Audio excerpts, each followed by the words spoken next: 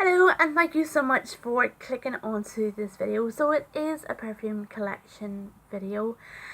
I think I will divide it into two videos. I think there will be an overspill into another video.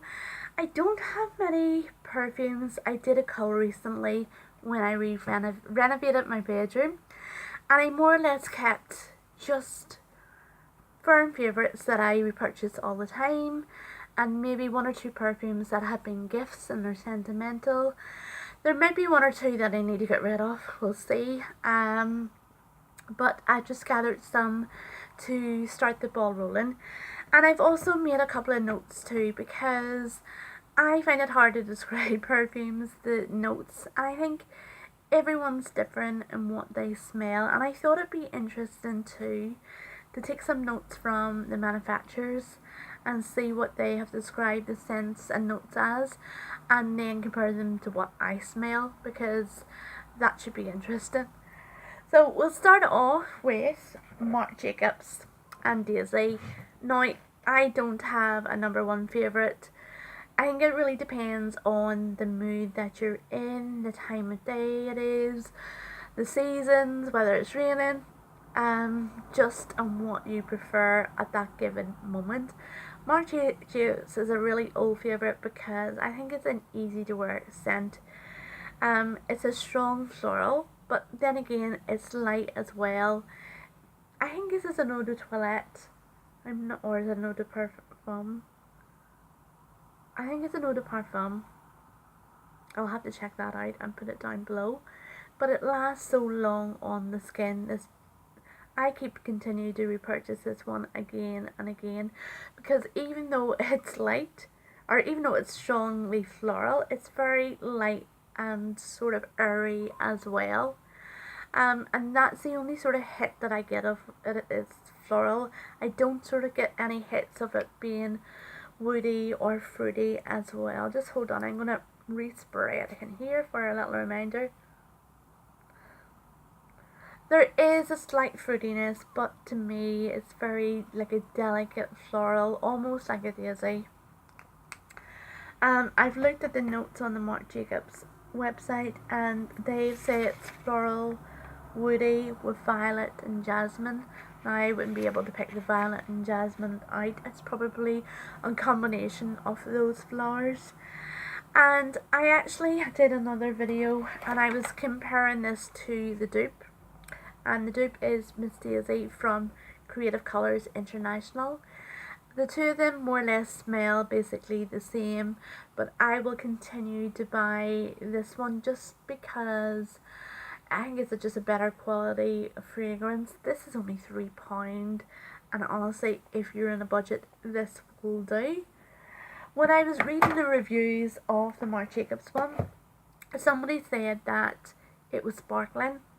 And honestly, that hits the nail on the head when trying to describe this perfume, because it is light and bubbly, even though it's floral.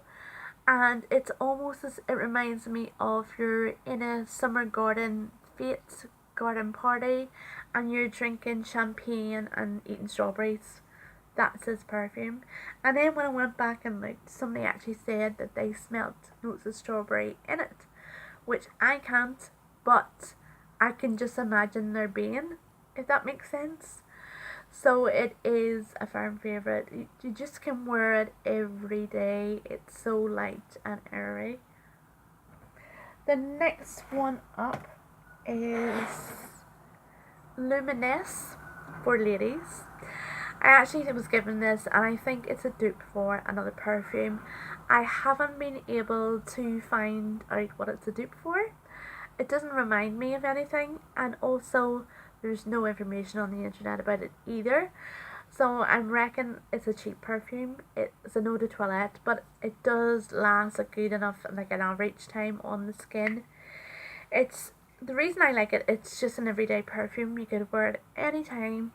It's very, very light. It is a wee bit zesty, but not too zesty, with a very, very light floral scent. And the floral would be one of them delicate sort of sweet pea or something. Yeah, that is the scent. I have finished half the bottle, Look at the state of the bottle. I've had it for a few years now, and that's one of the reasons I sort of went through all the perfumes, because there was one or two that were very stale, and that would have been an interesting video. I can remember one being the White Diamonds. It was a stale perfume, it went stale, and I always worry about perfumes doing that. But unfortunately, it only happens now and again. This perfume, absolutely amazing, and it was probably so cheap as well. So I am rationing this one. Next up is by Balenciaga. Balenciaga is one of my favourite designers.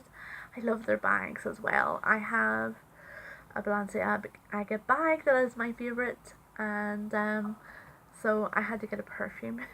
The Florabotanica is my favourite one. The original one I've only had a sample of, but I like this one better.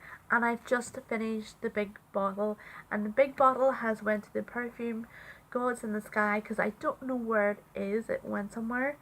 But I kept the box because it's absolutely gorgeous. But I had a few of those samples, and they are just the same as the big bottle. I'll just open it, because apparently Balenciaga wanted to put as much effort into designing the packaging and the bottle as the actual perfume. Absolutely gorgeous. And this has to be one of, if I had a number one, this would have to be a contender for the number one spot. Just because it's so strong, it's very exotic and captivating.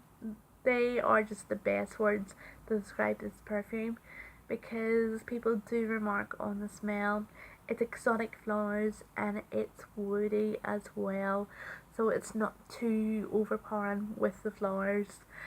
Apparently the inspiration behind the perfume was the sort of botanical gardens of the 18th century, when lots of people went abroad and brought back exotic flowers and tried to recreate and regrow them in the greenhouses in botanical parks.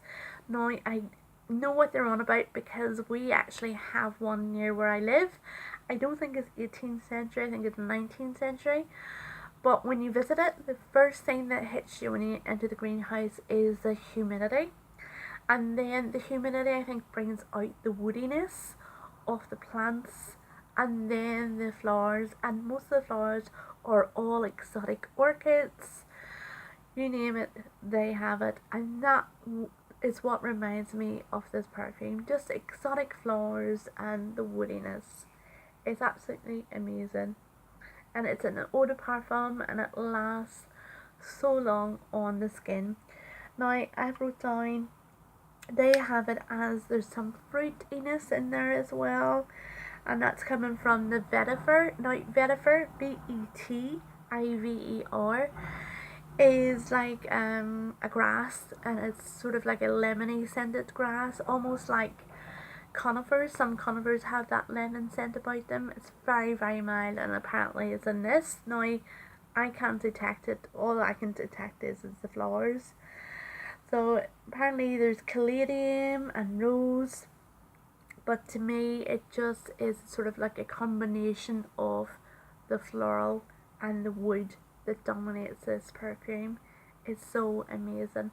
And I think the price is around about £60 for 30 mils, but a little goes a long way, and oh, I just absolutely love it. Next up is a very, very similar perfume, in that it smells sort of exotic. It's an exotic floral scent, but it's a bit different because there's a hint of spice in it as well. And it's from a company called Earle. It's probably not all that popular in North America, because Liz Earle is a beauty journalist who created her own company. She started off with one or two products, and the whole idea was to make them as natural as could be. And her empire sort of grew from being one or two products into a whole range of skincare, makeup, hair care and fragrances. and even the fragrances are supposed to be at least 90% natural, which is absolutely amazing. So the name of this particular one is Botanical Essence number 15, and it's supposed to be because there's 15 natural ingredients or essences that have gone into making this. And the little box, I should have brought it up, has little pictures of all the ingredients that are inside. Now, I'm not going to list them all off, but there is pink pepper, cinnamon, damask, rose, tonka bean, bourbon vanilla, bergamot, and vetiver again. To me, the predominant smell is the floral, and it is the spice. I think that there's a little bit of the bourbon vanilla that brings it down and makes it a little bit creamy, but it's very spicy, and it's a very essential as well. The company describe it as essential perfume, so it should be worn in the evening and in the winter as well. But I remember reading one of the reviews and somebody said it's a very sexy perfume, and if I want to feel sexy, I'll wear it any time of the day that I want to. I think that's a good way of describing this fragrance, because it is also a fragrance that will get you noticed. People do remark on the smell. Now, the opaque bottle, I have to mention that as well. I'm not sure if it's Liz Earle's thought behind it, but I do know there was recently a thing that said the opaque bottles help preserve ingredients inside better than the glass bottles, because they are affected by light and especially natural ingredients. So I'm guessing it is the reason behind the bottle. So I thought that was a good idea. It is an expensive perfume. It is around about £55, but that's for 50 mils, and a little goes a long way. I remember getting a sample, and I buy most of my perfumes through samples. I sprayed it on my jacket, and it lasted on the jacket for 2 weeks. So for 2 weeks I kept smelling this perfume, and I just had to buy it then. It lasts forever on the skin. Not 2 weeks, but it lasts a long time.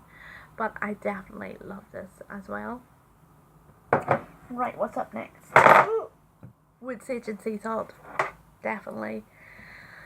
It is sort of my new favourite compared to the Marc Jacobs for an everyday perfume. Simply because it's fresh. We have a Jo Malone version and we have the Jenny Gold version. Both are practically the same scent. The quality of this one is amazing. And this is only £14, and that is £44 for 30 mils. That's 80 mils. Fantastic. And this one actually lasts longer on my skin than this one does. So I will continue to repurchase the cheaper one, but this actual one was a gift, and I think I would encourage my friends to buy me this as a gift. I wouldn't say no. But to me they are honestly the same scent. It is, I don't know, more appealing to me than the Marc Jacobs as an everyday scent, because it's not all that strong, and it's unique, it's different. It does smell, the company, the Jo Malone company, said that it smells like a walk on the beach, and it does smell salty, but it has this earthiness about it too. I forgot to put the notes down for this, but salty and earthy and herby as well. Absolutely gorgeous, and I don't think I would ever get sick of this. It is just an unoffensive smell. It wouldn't offend anyone because it's so light and airy. So yep, so that would be one of my favourite everyday perfumes. Next up is Stella by Stella McCartney. I'm missing the top of this one, and this one is a limited edition bottle. So if you like Stella, look out for the limited edition ones. I think they're lovely. I think there is less mils in this one. I want to say there's 20 mils in this. because it was definitely cheaper. I think it was only £20. It was on sale, a special offer. But I think this is really a good everyday perfume as well. The company have it down as an evening perfume because there's rose, and amber, and rose, citrus, and a warm amber base. Now I can smell the rose, I can smell the amber, but I think it's very subtle. I don't think it's very strong. I am down to my last squirt of this perfume. You can smell the rose, but honestly it is so soft, it wouldn't really be an evening perfume. I think it really is a nice alternative to a fresh perfume for every day. And I just love the bottle. It's so gorgeous. I think they had different colours. They had a red and white one as well, and a snake print one. So it's worthwhile looking out for these if you like that particular perfume now and again. So what's up next? DKNY. This was a gift, and it's a good everyday perfume. It's not one of my favourites. I reach for it when I want to spray something different than my favourites. It's an everyday perfume because it does smell appley. I think it's an eau de toilette as well, so it's very light. It smells appley and cucumber, and I think the company have it down fruity, apple and cucumber, tuberose and sandalwood.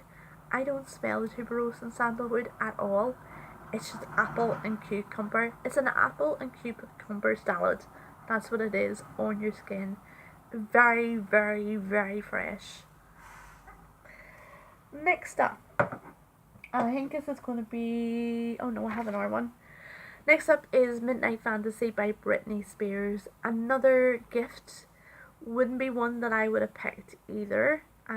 Simply because it is very, very fruity. I don't know where you would put this, as day or even. I think I would put it as day because it is very fruity, but then again it's very strong, so it could be an evening perfume as well. So it's just down to your individual preference really. To me it smells like berries. That's it. It's just a berry smell. I think the notes they have in it is floral, musk, freesia, amber, black cherry, vanilla and musk. You might smell a little bit of vanilla and it makes it a little bit creamy, but it's predominantly berries, honestly, and it's very strong of berries. So that's Midnight Fantasy, and I'll just keep it. I think I'll just keep it because it was a present and I just reach for it really when I want to change up my perfume. Now I think I'll make this the last one because the time is marching on, and keep the rest for another video.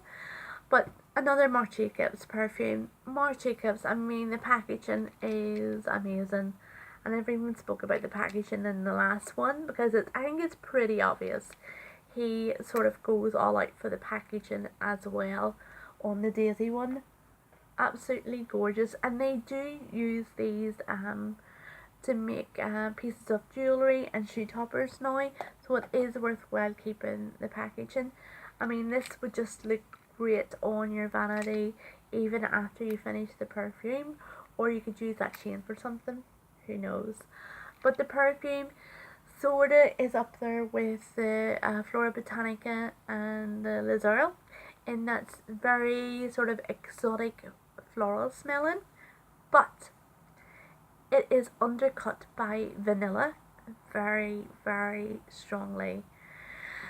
I think it just sort of balances it out a bit, but definitely when I smell it, the first thing I think of is the vanilla because I love the vanilla, and I think it's a good combination with the exotic sort of floralness. So I'm going to give it another little spray into the, yeah, and I mean I'm getting vanilla and the exotic flowers. I'm just looking at the notes described for that one. I think the whole inspiration behind the Decadence was to make the scent feel how the other half live through using Italian plum and golden saffron. There's other notes of rose and jasmine, amber and the vanilla base. Now, I don't think I can smell any individual scent or note out. Definitely can't smell an individual rose. I think it's just the combination of the rose, jasmine and maybe plum. And then definitely I would say the vanilla is more than a base because it is so strong. But that is the Decadence. It lasts on the skin forever. It is around about the £55-60 mark. And there is a new one out. I think it's called Divine Decadence, and I think it is a watered down version of this one. I would prefer this one. I haven't smelled the watered down version one, but I think this just dries down really nice on the skin and lasts a long time. I think it's definitely an evening or a winter perfume, and I will continue to repurchase it. That is basically it for this video. If you have any questions, please feel free to leave them in the comment section below. If you have some of the fragrances that I've just mentioned and you smell different notes, it'll be interesting to hear, and put it down in the comments below. If I can think of anything I should have mentioned in this video, I'll put it in the description. But thank you so much for watching if you've made it to the end of this video, and I hope you have a lovely day or a lovely evening wherever you are, and hopefully I can get the second video uploaded sometime soon. Thank you, bye bye.